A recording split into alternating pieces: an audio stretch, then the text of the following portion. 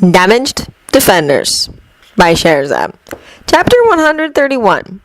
Clint! Stuff like this is going to make me like the snarky bastard, Clint groused, his tone more resigned than pissed off or even hateful. He was sitting on the floor, his quiver and bow between his knees and one shoulder braced against Phil's leg. Phil and Nat both were sitting on the couch, one on either end, with Clint between them. Nat was sitting sideways with her feet tucked under the same leg that Clint was leaning on. If he leaned his head back, he could rest his head on her near leg. His and Nat's trust issues being what they were, they didn't tend to allow other people to touch them if they could help it, outside of combat or training, of course. Because they did trust Phil and each other, they both permitted and sought out touch with him and each other. And for that matter, Phil and Nat were the only people he trusted enough to restrict his sightlines with. At all. Around literally anyone else, Clint verged on needing to be at least a foot or two off the floor to feel comfortable. His life had beaten it into him that he absolutely needed to be able to see everyone in his vicinity clearly, be able to see every possible angle of approach and escape. Hence his tendency to sit on tables, countertops, and the backs of couches if there weren't any better options. It had taken nearly the entire first year Phil had been his handler for Clint to risk what he was doing now for the first time. Natasha was the same way. Stark, not being a dummy, had designed the setup of their floors to allow the best sight lines possible.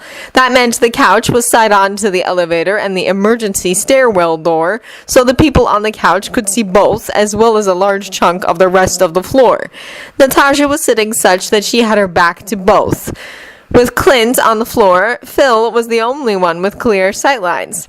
Which really said all that needed to be said as to how much Clint and Natasha trusted the man. The TV was on, the sound so low as to almost be off, on one of Phil's mindless reality TV shows. Phil had a Stark pad in his lap and was going through the reports on yesterday's raid. Natasha had her own version of mindless entertainment in hand. In her case, it was a Nancy Drew mystery book. She'd gotten into them fairly early on in her partnership with him and Phil, when they'd been exposing her to things she'd maybe heard of, but hadn't actually experienced. Young adult books had been part of that because a lot of the good ones ended up in pop culture, one way or another. Clint and Phil both had kind of expected her to skim a few and then dismiss them, but like with Phil's Super Nanny and the like, she found them mindless, predictable, and relaxing. Well, at least the kids' mystery books, anyway. Phil was enclosed, that's a month and a half ago, had blown Tony's tiny little mind. Probably still did, Clint figured. Tony had seen Phil in them a few times now, though, and at least pretended not to be shocked to his toes that Phil would wear something other than a suit. Though, really, Tony's reaction the first time he'd seen Phil in jeans and a t-shirt had been hysterically funny. And Phil, bless his trolly little heart, had played right along, and people said he didn't have a sense of humor. Yeah, right. A terrible state of affairs, to be sure, Phil remarked. His tone was that carefully calibrated one that encouraged people to talk. Clint did the mature thing and stuck his tongue at it, Phil. Clint had been more than a little surprised yesterday when he'd been approached by an almost hesitant Loki just before they'd gone out to kick Hydra butt. Loki hadn't been flat out avoiding Clint, but he'd certainly not tried to seek Clint out for a conversation, either. Which was part of the reason why Clint almost liked the guy at this point. He didn't push at Clint and tried to buddy up to him. He let Clint decide if he wanted that or not. Unlike what seemed like 3/4 of the folks in the tower, Clint hadn't had a clue about the Eddas prior to things getting real. He hadn't even known such a thing existed prior to Thor's arrival last year. Religion of any kind was way, way, way far away from being remotely of interest to Clint. The closest he'd come to it was a mention of Norse religion in a segment on Vikings, among other folks who discovered the Americas, back when he'd been studying for his GED. Even after Thor showed up, Clint had only looked into Norse religion at Phil's encouragement, so he had some sort of context on Thor and the others. After that, he'd skimmed the material for names only, and hadn't really bothered with anything else, not until, well, this last month. In the face of everything, Clint had wanted more detailed information. The point being, Clint almost hadn't realized what Loki's magical alteration of his quiver and arrows had meant. Clint had come dangerously close to, bouncing his quiver off Loki's head or something. Everyone at S.H.I.E.L.D. had known better than to touch Clint's gear. He was notoriously prickly about it, and even after Phil had become his handler, he hadn't hesitated to beat the crap out of anyone he got messing around with his bow, quiver, or arrows. Fortunately, there had only been 2 incidents of that after Phil became his handler, because pretty much everyone in S.H.I.E.L.D., with so much as a shred of sense, was more afraid of Phil and his wrath than they ever were of Fury at his worst. Half the reason Clint was so twitchy was, yes, that he was just plain possessive of his belongings. A lifetime of having little to nothing had made him just a tad twitchy about the things he did have.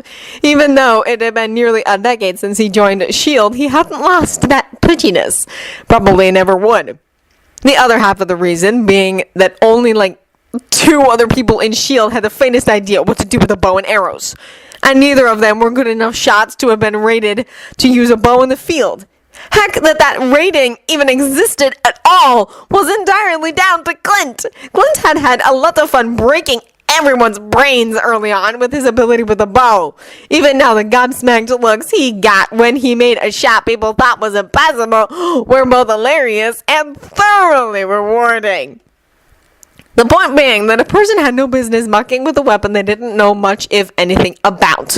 With guns, people ended up getting injured or killed when they pulled that sort of crap. Bows and arrows were a lot more forgiving there, especially since not a lot of folks had the strength to draw Clint's bow. In exchange, it was a whole lot easier to outright break them or screw up their ability to fulfill their function, which made Clint that much less inclined to tolerate people mucking with them. So yeah, Clint had almost missed the significance. Then he'd remembered the Were-Guild thing and realized that this hadn't been Loki messing with something for shits and giggles. It had been his way of apologizing. Well, actually something stronger than an apology. Once Clint had gotten past the initial "someone messed with my stuff" reaction, he'd flipped to really appreciating what Loki had done on 2 levels. Unlike guns, whose magazines and clips were generally fairly small, which made it fairly easy to stash quite a large amount of ammunition in a fairly small space, arrows were, well, big. There was no real way to compress them either. The fletching couldn't get mashed flat against the shaft because it was virtually impossible to smooth it back out, such that the arrow's flight wasn't messed up 6 ways from Sunday. So only so many arrows fit into any given quiver. And Clint could only really carry 2 quivers before the weight and or positioning of the quivers started messing with his ability to aim properly. Clint had learned to compensate for a surprising amount of interference with his aim, of course, but he deeply appreciated not having to do that. Loki had either figured that out, or had known it prior to ever meeting Clint. Given that Asgard tended towards the swords and shields sort of weaponry, Clint wouldn't be at all surprised to discover they had archers, even if he hadn't seen any on his trips there. Anyway, Loki had, as his apology, fixed the ammo supply problem in conjunction with Tony.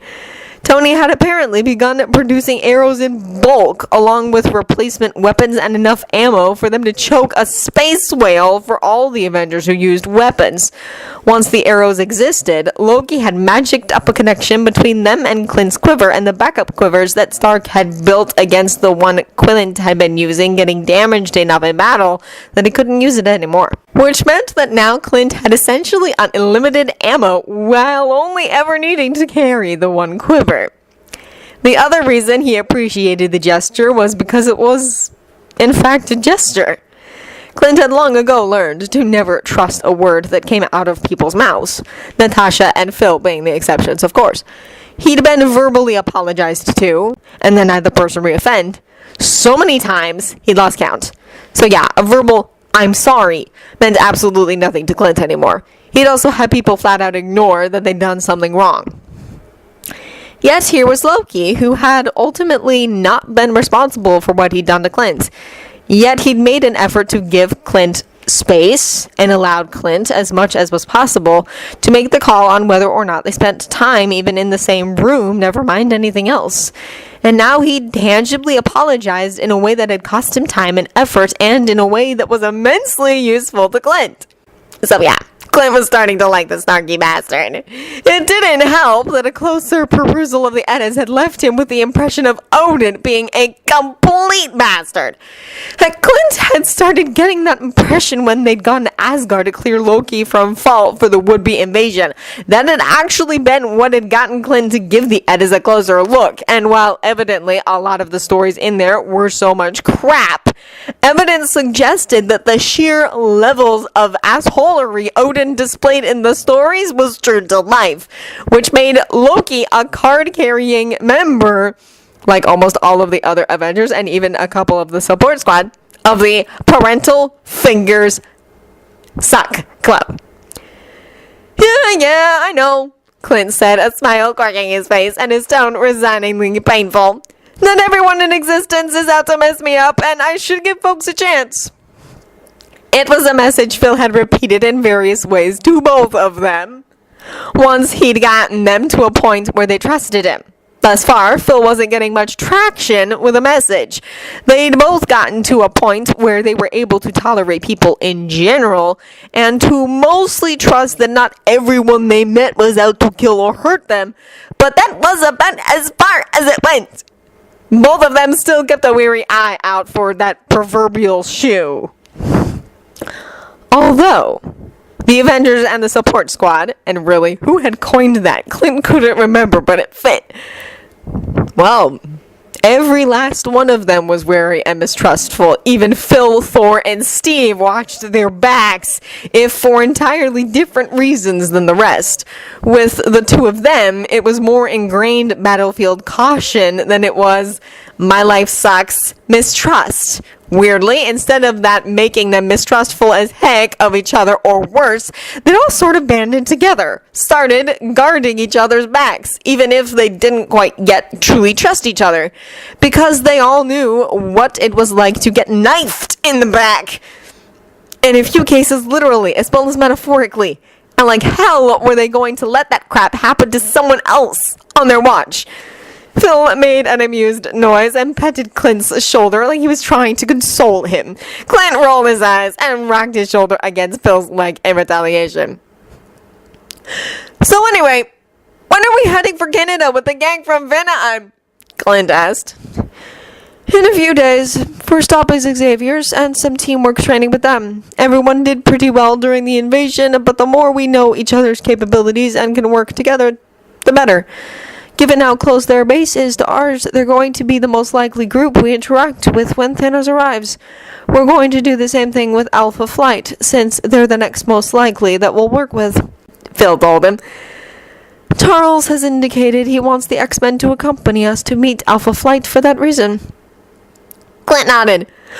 Then we do the West Coast team, right? The one Major Carol Danvers is the boss of? That group, as far as Clint knew, hadn't settled on a name for themselves yet. Yes, Phil confirmed. Then we meet the two Asian teams and add the Nidavellir to the mix. That one promises to be interesting. From what Charles has said, one of the leaders is, shall we say, difficult, and may need a good spot or two, but done in such a way we don't make an enemy out of them in the process. Clint started. You'll get them straightened out, he said. He had absolutely zero doubts on that one. Then the European team, the African one, and the South American team, Clint said. Still no word on an Australian team? Not that I've heard, Phil said. Though now it's been confirmed in the press that we're in trouble, I fully expect someone to step forward, and if they do so before we return here, we'll meet with them as well. We were lucky that Charles had contacts everywhere else but there. It's made this a lot easier than it otherwise would have been. No shit, Clint said, shuddering at the idea of having to come up with coherent teams from complete scratch. That just... Yeah, no, talk about ending epically badly. Because the whole thing thus far had been a cascade effect. Xavier contacted folks he knew, and they contacted folks they knew. If they hadn't had that first step, well, mutants were persecuted in a lot of countries, so getting someone to fess up to a complete stranger that they were in fact a mutant would have been quite the trick. Doing so repeatedly around the globe, yeah, they'd have run out of time.